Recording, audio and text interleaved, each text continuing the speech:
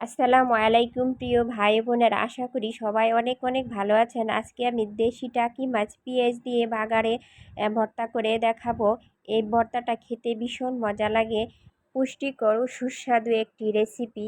তাই এই রেসিপিটা করার জন্য আপনাদের লাগবে দেশি টাকি মাছ। দেশি টাকি মাছ এখানে আমি লবণ আর পানি দিয়ে সিদ্ধ করে নিয়ে কিছুক্ষণ পর ঢাকনা খুলে এখানে একটু হলুদ দিয়ে নিব।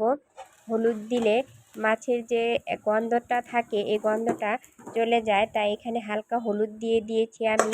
এখানে মাছগুলো সিদ্ধ হয়ে গেছে, তাই আমি একটি জারের মধ্যে নামিয়ে নিলাম। মাছগুলো নামিয়ে নিয়ে গরমটা একটু কমে গেলে হালকা গরম থাকা অবস্থায় মাছগুলো থেকে কাটা ছাড়িয়ে নেব। হালকা গরম থাকা অবস্থায় কাটা ছাড়িয়ে নিলে মাছগুলো শক্ত হয়ে যাবে না। শক্ত হয়ে গেলে মাছগুলো বাছা অনেক কষ্টকর হবে। আমি সবগুলো মাছের কাটা ছাড়িয়ে নিয়েছি। এখন আমি মাছগুলো পেঁয়াজের মধ্যে বাগার দেওয়ার জন্য আমি এখানে একটা প্যানে তেল দিয়ে চুলাটা অন করে নিয়েছি। তেলটা গরম হয়ে গেলে এখানে আমি পেঁয়াজ কুচি দিয়ে দিব। আমি পেঁয়াজ কুচি দিয়ে তারপর একটা খুন্তির সাহায্যে পেঁয়াজগুলোকে নেড়ে চেড়ে দিচ্ছি।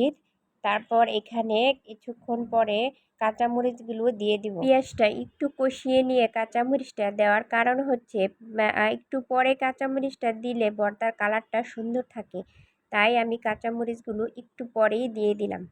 তারপর দিয়ে দিচ্ছি 1 চামচ নুন। এখানে আমি 1 চামচ থেকে একটু কম মরিচ গুঁড়া, তারপর এখানে গরম মশলার গুঁড়া ও ধনিয়ার গুঁড়া দিয়েছি। দিয়ে তারপর ভালো করে নেড়ে চেড়ে পেঁয়াজটা কষিয়ে নিব। এ পর্যায়ে কষানো হয়ে গেলে তারপর আমি ভেজে রাখা টাকি মাছগুলো দিয়ে দিব। টাকি মাছগুলো দেওয়ার পর ভালো করে নেড়ে চেড়ে দিতে হবে। এ পর্যায়ে চুলার জালটা একটু মিডিয়ামে রাখতে হবে, না হলে লেগে যাবে। মাছটা যখন প্রায় অর্ধেক হয়ে আসবে তখন আমি আবার একটু তেল দিয়ে ভালো করে নেড়ে দিব, তাহলে মাছটা ভাজা ভাজা হবে, খেতেও ভীষণ ভালো লাগবে। টাকি মাছে ছোট ছোট অনেক কাঁটা থাকার কারণে অনেকে মাছটা খেতে চায় না, তাই এভাবে ভর্তা করে খেতে পারেন।